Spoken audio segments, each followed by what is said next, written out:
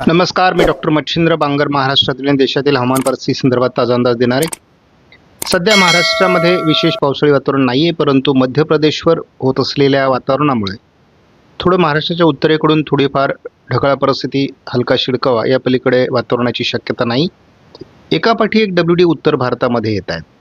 दक्षिण भारतातही किरकोळ श्रीलंकेच्या आजूबाजूने कमी दाबाचे क्षेत्र आहे। नॅशनल वेदर बुलेटिननुसार मध्य प्रदेश, पूर्व राजस्थान, उत्तर प्रदेश, हिमाचल प्रदेश, उत्तराखंड या ठिकाणी आज WDचा प्रभाव राहील असं सांगितण्यात आले। मात्र तसा हा प्रभाव थोडा कमी झालेला आहे। ज्यांनी या चॅनलला सबस्क्राईब केलं नसेल, दररोज व्हिडिओ बघतात, त्यांनी देखील या चॅनलला सबस्क्राईब करायचा प्रयत्न करा की जेणेकरून तुम्हाला दररोजचं नोटिफिकेशन येईल आणि तुम्हाला नवीन अपडेट हवामानाविषयी समजेल।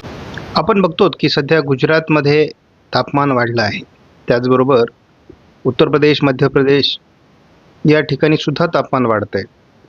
कोकणामध्ये उत्तर कोकण आणि उत्तर महाराष्ट्र, मध्य महाराष्ट्रामध्ये देखील आता तापमान वाढू लागलं आहे। या ठिकाणी आपण बघतो महाराष्ट्रामध्ये तसं थंडीचं प्रमाण कमी झाले, विदर्भात थोडी थंडी जाणवते। मात्र मध्य प्रदेश सहित उत्तर प्रदेश आणि राजस्थान या ठिकाणाहून आणखी उत्तरेला थंडीचा प्रभाव कायम राहणार आहे। आपण दररोज दोन महत्त्वाचे मॉडेल म्हणजे ECMWF मॉडेल आणि GFS मॉडेल याचा अंदाज घेत असतो।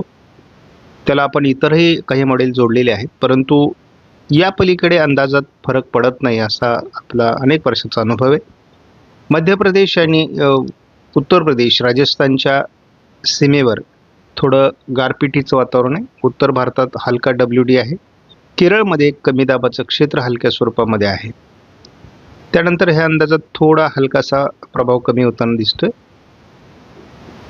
5 तारखेला आपण या ठिकाणी आणखी वातावरण दिसतंय थोडं उत्तर महाराष्ट्रामध्ये किरकोळ स्थिती 5 तारखेला दाखवण्यात आलेली आहे GFS नुसार।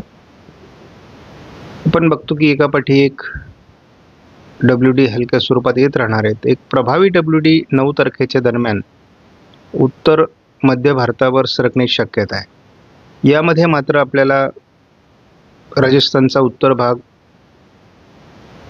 मध्य प्रदेशचा उत्तरी भाग, दिल्ली, पंजाब, हरियाणाच्या काही भागामध्ये आणि जम्मू काश्मीर, लेह लडाख, उत्तराखंड, हिमाचल प्रदेशमध्ये बर्फवृष्टीची शक्यता आहे। काही ठिकाणी गारपिटीची शक्यता आहे। हे वातावरण 2 दिवस राहील, त्यानंतर याचा प्रभाव कमी होण्याची शक्यता आहे।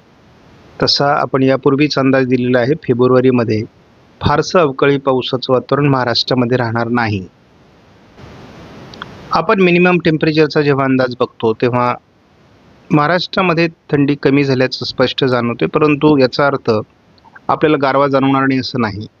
आपल्याला सकाळी पहाटे गारवा जाणवणार आहे, परंतु आपण जर पर्सेंटेजमध्ये बघितलं तर 14° ते 18° दरम्यान पहाटेचं तापमान गेलेलं आहे। त्या अर्थ हा सरासरीच्या खाली थंडी आलेली आहे। त्यामुळे थंडीचा प्रभाव संपलेला आहे, उष्णतामान वाढतंय आणि आपण बघतो की जवळपास 18 ते 20° तर कधीकधी दुपारी 30° पेक्षाही तापमान वाढलेलं आहे। आपण जर जलद गतीने हा अंदाज जर बघितला तर पुढे देखील आपल्याला महाराष्ट्रामध्ये विशेष थंडीचा प्रभाव जाणवण्याची शक्यता नाही। त्यामुळे प्रत्येक दिवस आता इथून पुढे कमी थंडीचा असणार आहे। त्यामुळे आपल्याला फेब्रुवारीत फार थंडीचा देखील प्रभाव जाणवणार नाही। फेब्रुवारी तसा फार विशेष पावसाळी नाही आहे। 2 मार्च ते 9 मार्चच्या दरम्यान आपल्याला थोडं पुन्हा WDच्या ॲक्टिव्हिटीज किंवा दोन्ही समुद्रात पावसाच्या ॲक्टिव्हिटीज वाढण्याची शक्यता आहे आणि त्याचा प्रभाव आपल्याला मोठ्या प्रमाणात जाणवण्याची शक्यता आहे। पण अगदी 16 मार्चपर्यंतचा अंदाज आहे, म्हणजे मार्चच्या सुरुवातीला तसं फार पावसाळी वातावरण नाही आहे, परंतु मार्चच्या उत्तरार्धापासून पावसाला सुरुवात होईल आणि फेब्रुवारीत तसं फार वातावरण पावसाचं राहणार नाही। त्यामुळे शेतकऱ्यांनी घाबरून जाण्याची गरज नाही।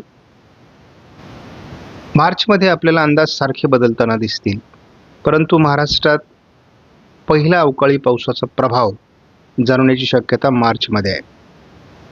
त्यानंतर आपल्याला तीच परिस्थिती एप्रिलमध्ये आणि तीच परिस्थिती मेमध्येही जाणवणार आहे, परंतु या अंदाजात सारखा बदल होईल, कारण मे महिन्यामध्ये दोन्ही समुद्रात वादळं तयार होण्याची शक्यता आहे। SIAPS मॉडेलने एप्रिलमध्ये अंदाज दिलेलाच आहे, मे मध्ये तर संपूर्ण भारतात पावसाचा अंदाज दिलेला आहे. NMME मॉडेलमध्ये सुद्धा विशेष बदल नाही, केवळ मे मध्ये पावसाचा अंदाज दिलेला आहे. आपण पुढील 15 दिवसाचा धावता अंदाज जर ECMWF मॉडेलचा घेतला तर काय परिस्थिती आपण बघतो.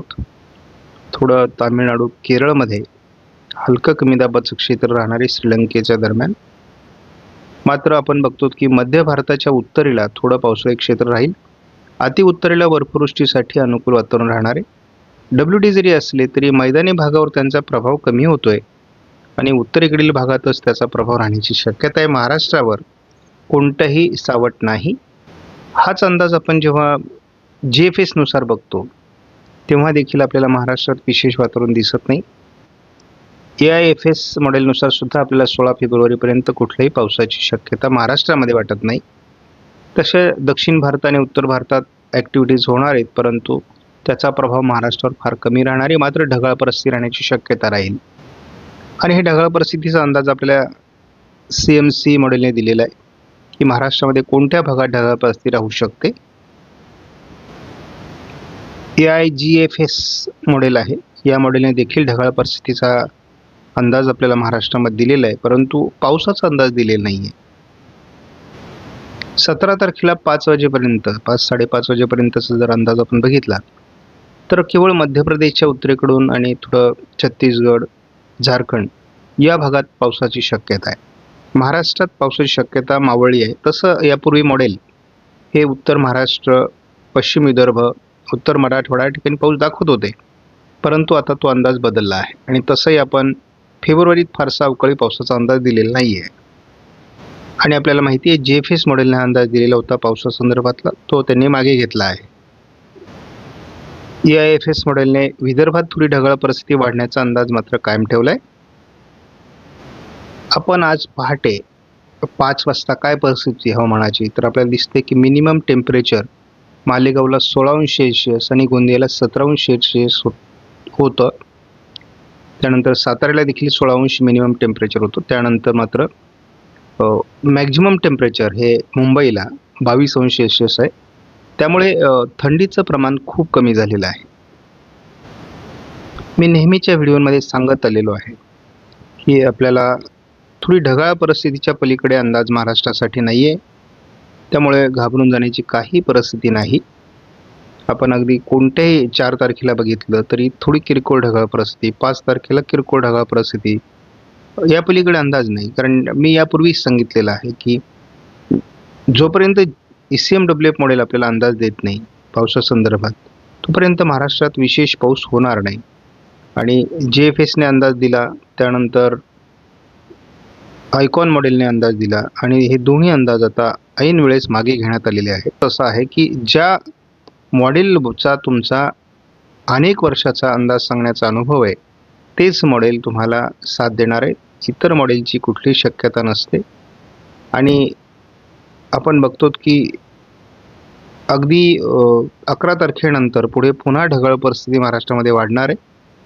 त्यामुळे थंडीचं प्रमाण आता संपल्यात जमा आहे. विशेष थंडी आपल्याला प्रभावी अशा प्रकारची थंडी जाणवणार नाही, परंतु पिकांना आवश्यक असलेली थंडी, जो गारवा आवश्यक आहे तो आपल्याला सकाळी मिळणार आहे.